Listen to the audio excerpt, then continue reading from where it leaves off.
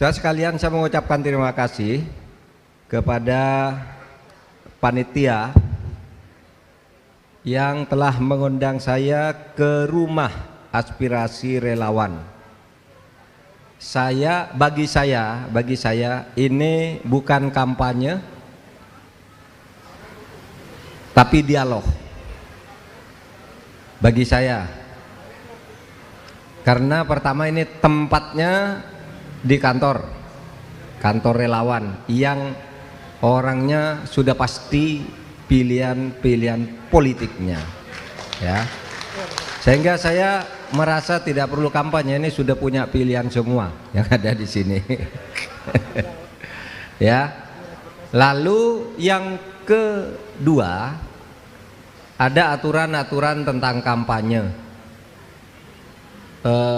Aturan tentang kampanye itu membatasi calon untuk berkampanye di luar ketentuan, tapi ketentuan ini nampaknya tidak pernah digubris karena orang yang di sana itu setiap hari kok ada di luar daerah pidato kapan ngantornya, kan gitu. Kalau saya Senin sampai Kamis tetap ngantor, kalau lebih dari itu minta izin resmi.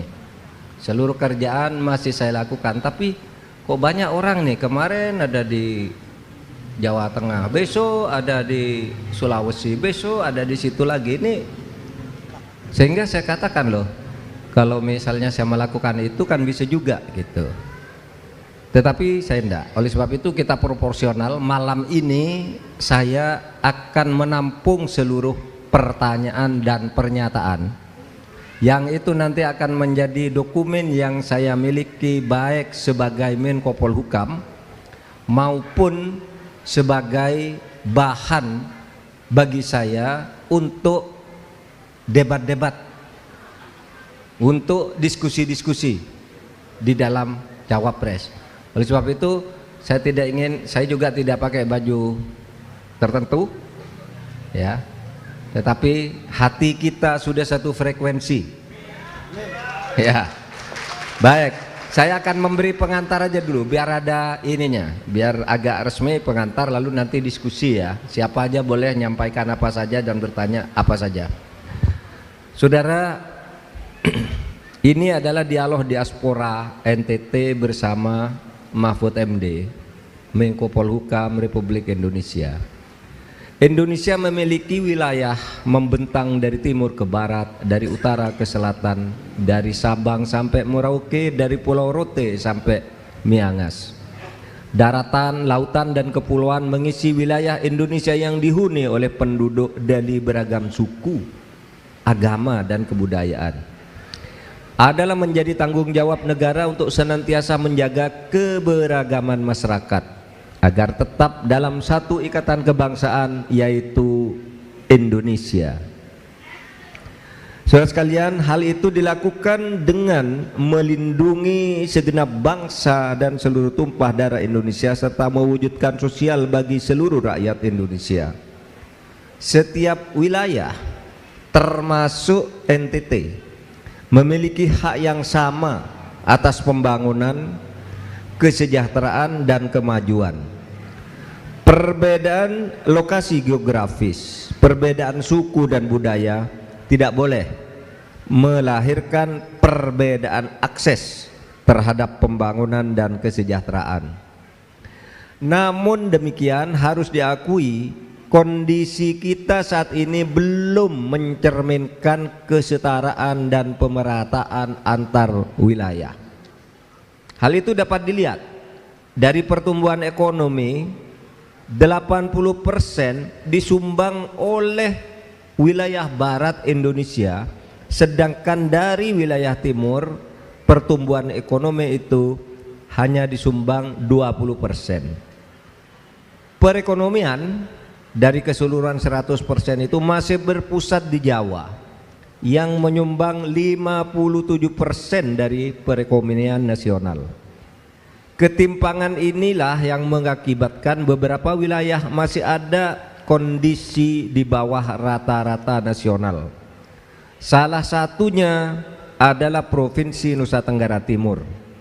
Ini ke depan tentu harus diubah, karena setiap wilayah Indonesia adalah bagian dari bangsa dan negara Indonesia yang harus diperlakukan sama.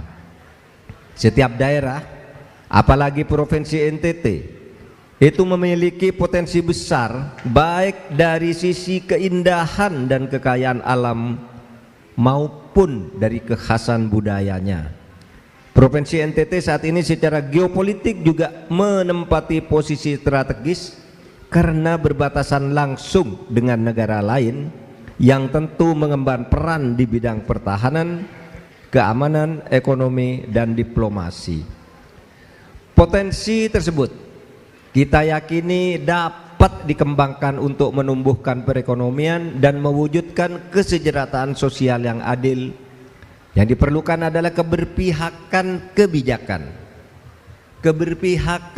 kebijakan untuk mendorong peningkatan pertumbuhan ekonomi berbasis kekayaan dan keberagaman daerah. Itulah antara lain yang dapat dilakukan, yaitu dengan cara memperkuat infrastruktur yang diperlukan sesuai dengan kondisi kewilayahan setempat, sehingga dapat mendatangkan pelaku ekonomi yang mampu menyerap tenaga kerja dan meningkatkan kesejahteraan. Hal itu harus dilakukan dengan peningkatan kualitas dan kapasitas sumber daya manusia, sehingga mampu melakukan inovasi mandiri serta mengakses pertumbuhan ekonomi tanpa meninggalkan kelestarian alam. Kebijakan dan keberpihakan tersebut tentu saja membutuhkan dukungan semua pihak, khususnya putra-putri NTT yang telah sukses. Dukungan dapat berupa kerjasama dalam mengembangkan usaha, meningkatkan sumber daya manusia, dan merawat kekhasan budaya dan kelestarian alam. Dukungan ini penting untuk masyarakat agar masyarakat bisa mandiri sehingga tidak mengalami ketergantungan terhadap investor dari luar yang terkadang kurang memperhatikan aspek kelestarian alam. Saudara, itu pengantar singkat dari dialog saya pada malam hari ini. Saya melihat bahwa potensi ekonomi kita untuk tumbuh lebih dari 6% setiap tahun itu sangat mungkin dari hitung-hitungan perbandingan antara sumber daya alam, sumber daya manusia jika dikelola dengan benar. Yang menurut catatan saya, kenapa sekarang ini masih timpang?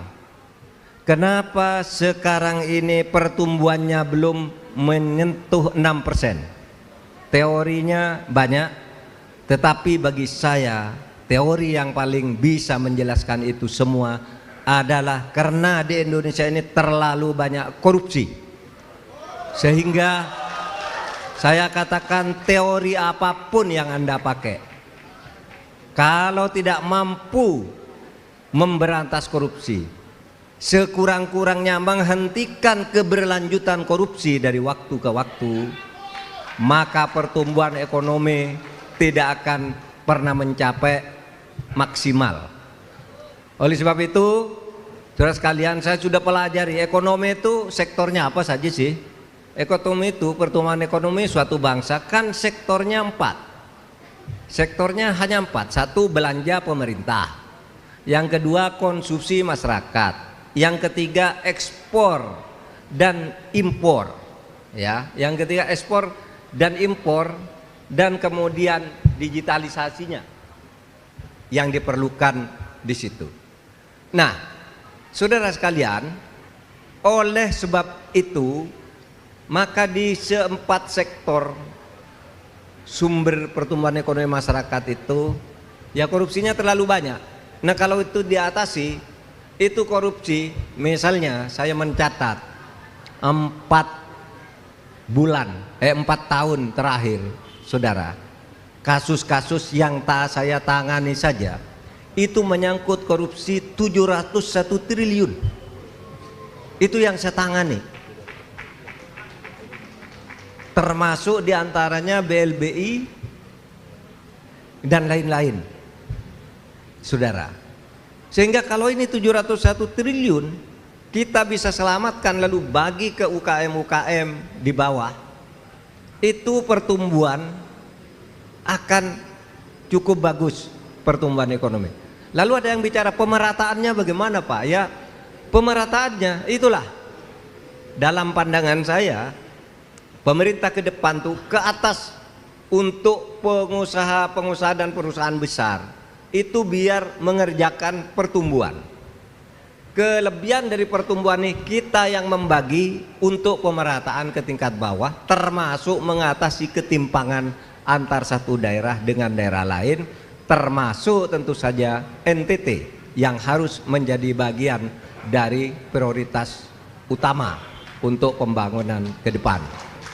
Demikian pengantar dari saya, silakan sekarang kita berdialog, akan saya tampung. Terima kasih. Assalamualaikum warahmatullahi wabarakatuh.